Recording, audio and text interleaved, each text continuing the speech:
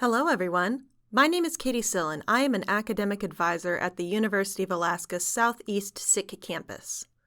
On today's episode, I'm joined by Deb Rydman, our VA school certifying official.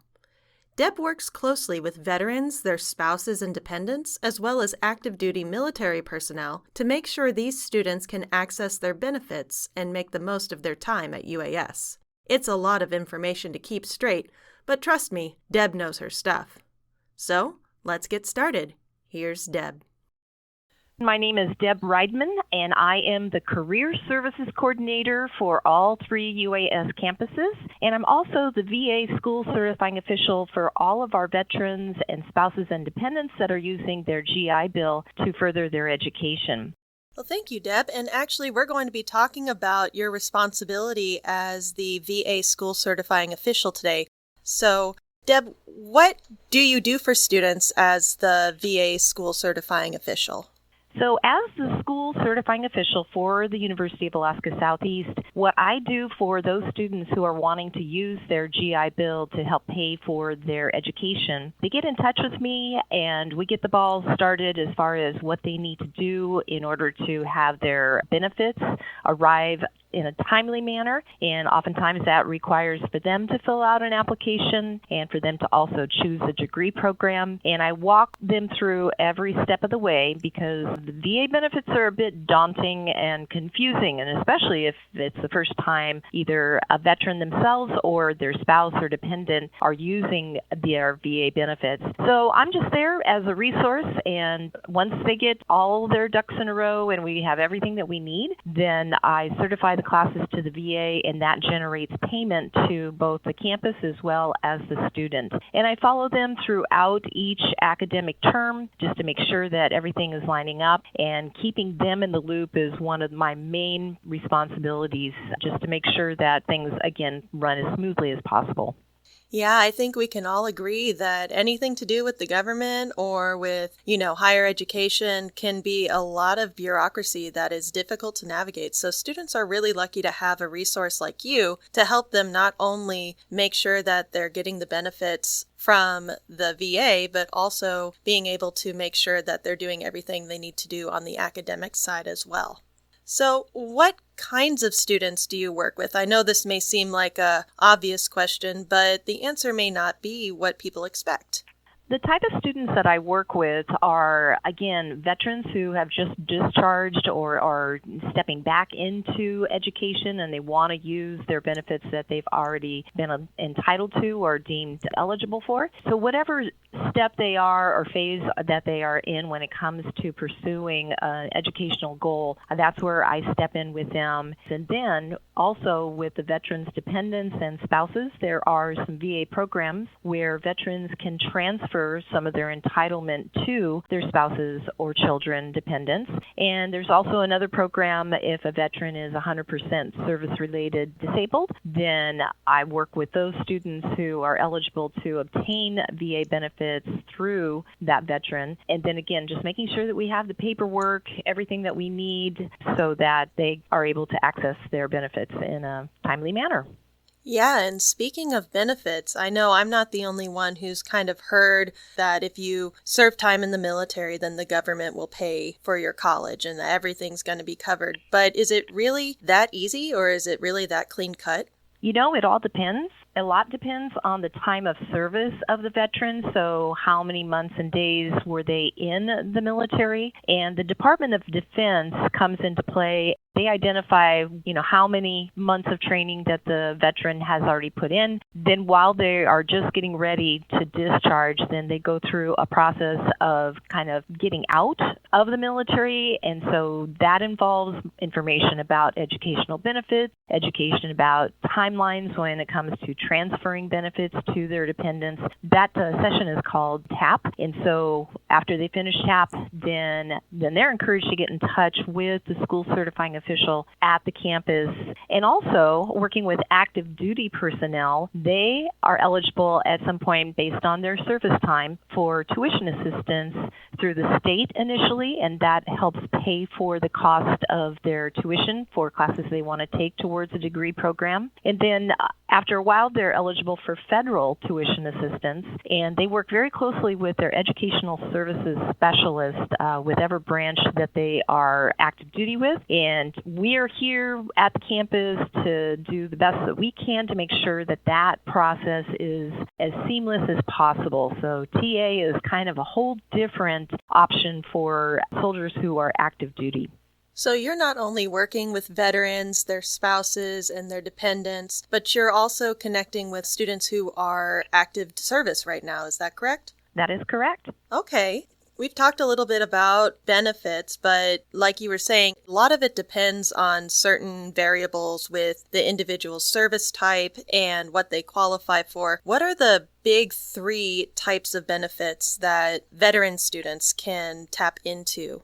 So based on their time of when they've been discharged, most of our students are eligible for what they call the post 9/11 or Chapter 33 educational program. And what that program provides is it'll cover the complete cost of tuition and fees for their classes. It also provides them with a housing allowance based on how many credits they are currently enrolled in. And then also a book stipend. They get up to $1,000 a year of a book stipend, and so they might be able to use half of that for one semester and another half for another semester. So that's the Chapter 33, and again, the majority of our students who are using their GI Bill or VA benefits, they are in that program.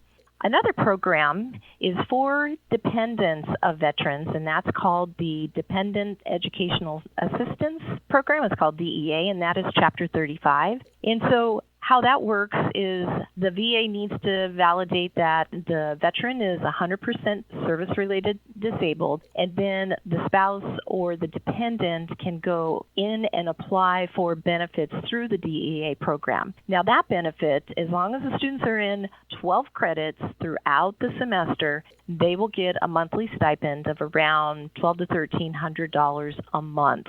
And what they do is they would need to take that stipend, it comes directly to them, and then they would use that to pay down the cost of their tuition.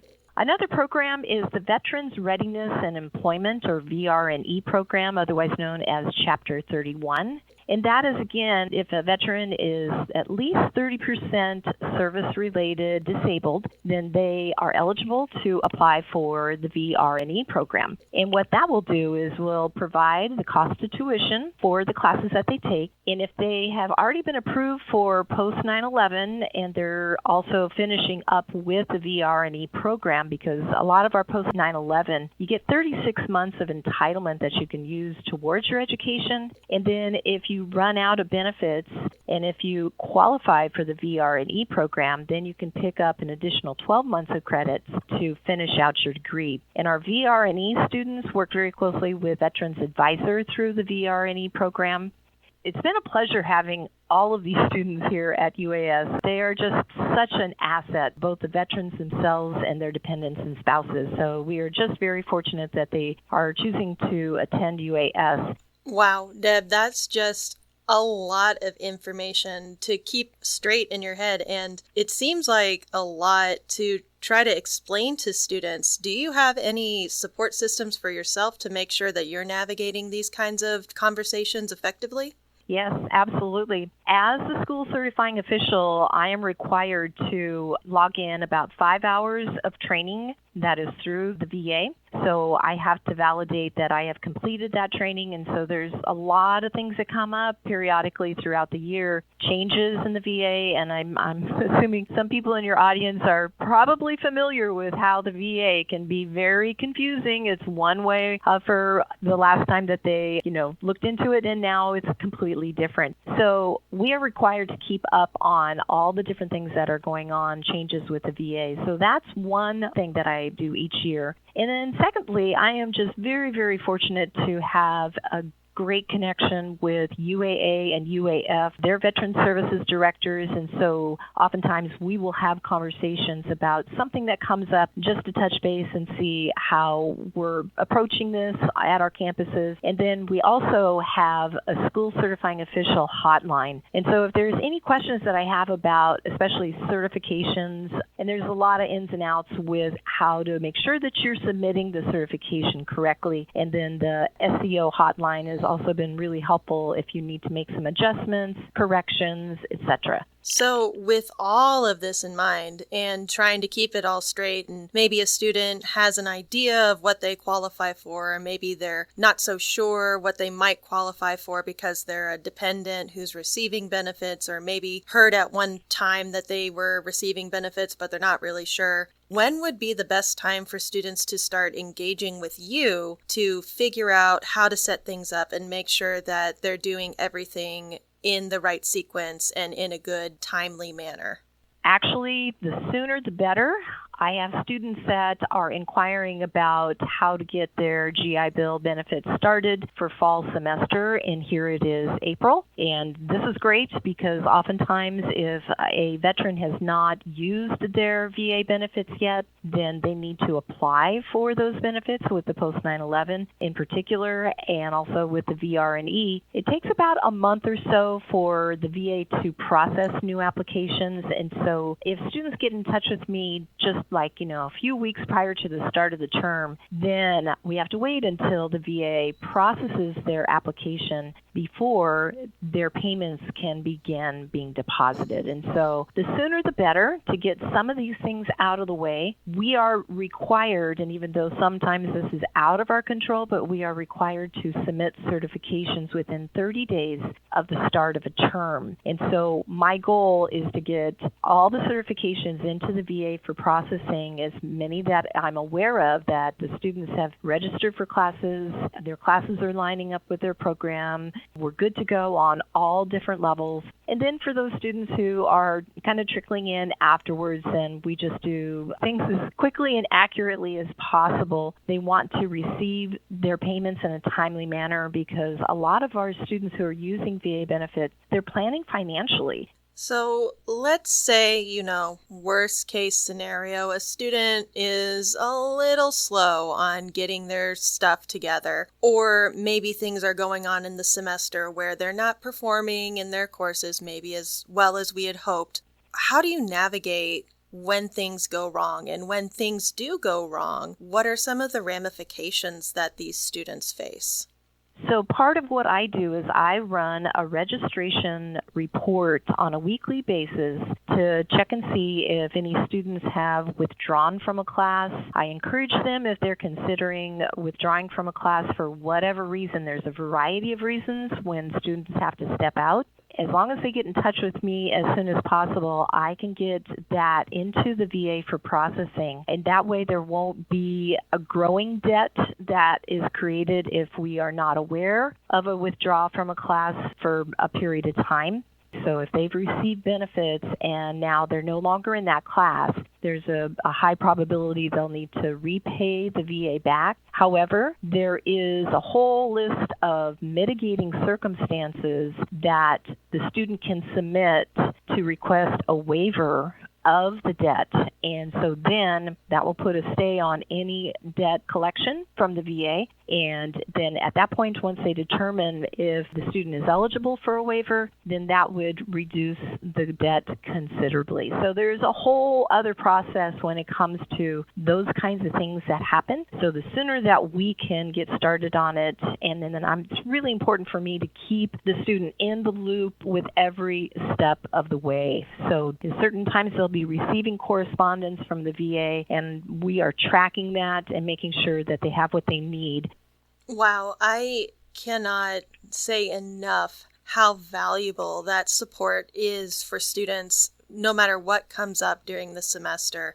What other support systems can students engage with that might assist them in being successful with their studies at UAS? We have some amazing resources at all three campuses. We've got counseling services, we've got disability services, and so students can tap into those to make sure that they get the support that they need. Sometimes it's just a little bit when they're first starting college or getting back into their degree program. And so having those accessible to them is something that's really, really critical for them to make sure that they can take advantage of. And then also when it comes to other questions they might have about classes, issues that they're having, I always strongly encourage them to get in touch with their academic advisor, because their academic advisor is there to help them navigate some areas that might be kind of challenging and also set them up for success. Everybody here at UAS is all about student success. And so between what I do, academic advisors, our resources for counseling and for tutoring, it's all here to, again, help students be as successful as possible and support them in any way that we can. Now, as an academic advisor, I do know some tips and tricks that I thought I'd set out for people who are listening. So, like, for example, students who are expecting to be receiving housing benefits through the post 9/11 need to be taking classes in person. But could you help explain why it's important for students to take classes in person for this particular benefit?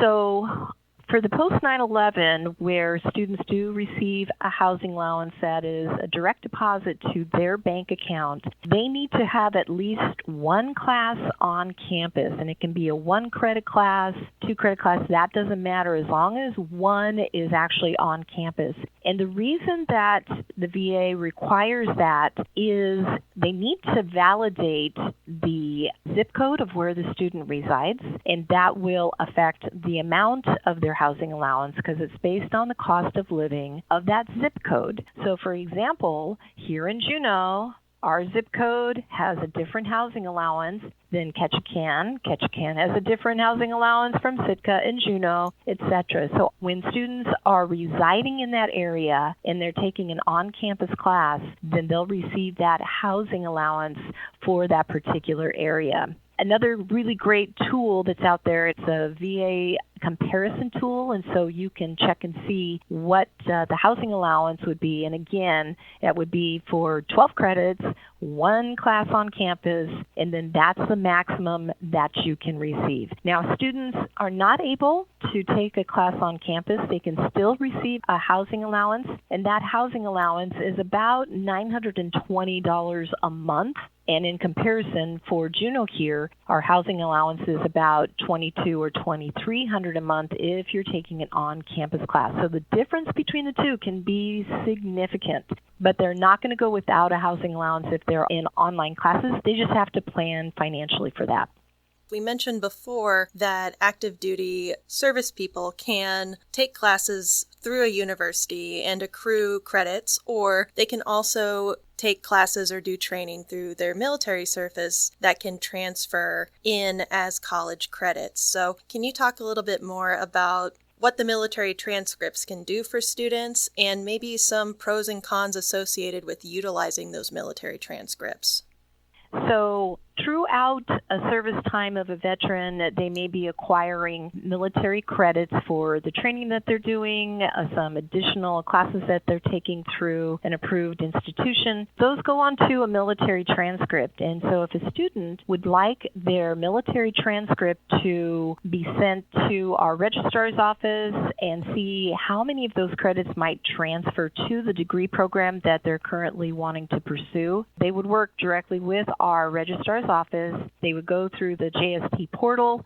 Now, they can do that, and then they can see how many credits might apply to the requirements of their degree program. Or if they realize that a lot of those credits, those military credits, will absolutely fill up their electives and not give them as many options for classes, then they may elect not to submit their military transcript. Here at UAS, they are not required. It is up to them.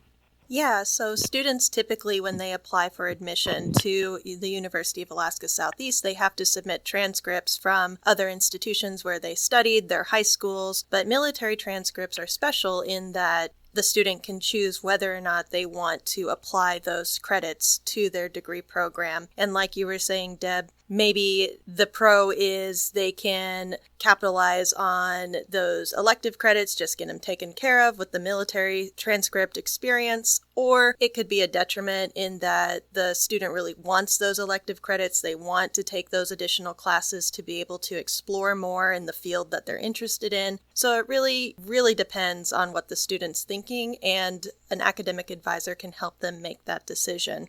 We only have a couple more minutes left, so I want to talk about some of the social supports that you and the folks in Juneau have for students and their families who are veterans. Yes, absolutely. We have a club for our veterans and dependents and spouses. It's the UAS Veterans and Families Student Association Club. We have a Facebook page that we post different activities that we're doing, events that we're participating in. We try to get together on a monthly basis, and we've done this over Zoom. And now that we're getting back to normal with in-person events, then we'll see more of those occur. We could have special speakers that are specific to veteran types of issues. And then we always make a big deal and enjoy celebrating Veterans Day, and we honor our students and our staff and faculty that have served. We've oftentimes had a student panel or a faculty panel that answers some questions that pertain to their experience in the service. So those are always very, very special. So that's part of what we do, just to try to connect our students and veterans and dependents and spouses with the campus community, because, again, they are such an asset, and we want them to be a part of our campus community.